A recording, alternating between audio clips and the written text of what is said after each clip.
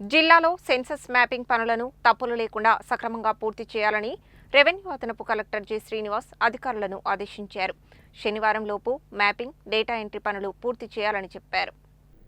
గురువారం collectorate video conference హాల్లో తహసీల్దార్లు, municipal కమిషనర్లతో Zoom meeting నిర్వహించారు. శనివారంలోపు మ్యాపింగ్, డేటా ఎంట్రీ పనులు పూర్తి చేయాలని చెప్పారు.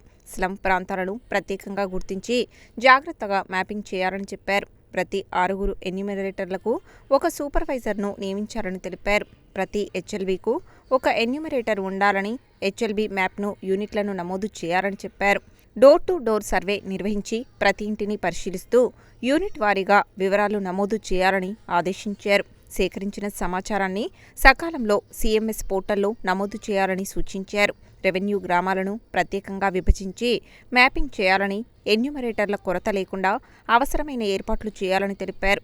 మండలాల వారీగా ఎన్యూమరేటర్లకు శిక్షణ ఇచ్చి మ్యాపింగ్ పనులు ఖచ్చితత్వంతో నిర్ణీత ప్రమాణాలకు అనుగుణంగా నిర్వహించాలని అన్నారు. ప్రతి దశలో జాగ్రత్తలు తీసుకుని ఎలాంటి పొరపాట్లు లేకుండా సెన్సస్ ప్రక్రియను పూర్తి చేయాలని అధికారులను ఆదేశించారు. ఈ జూమ్ మీటింగ్కు స్థానిక సంస్థల అదనపు collector Y Ashok Reddy, Chandur RDO Sridevi, Nalgonda municipal commissioner Sharath Chandra, election DT Vijay తదితరులు హాజరయ్యారు.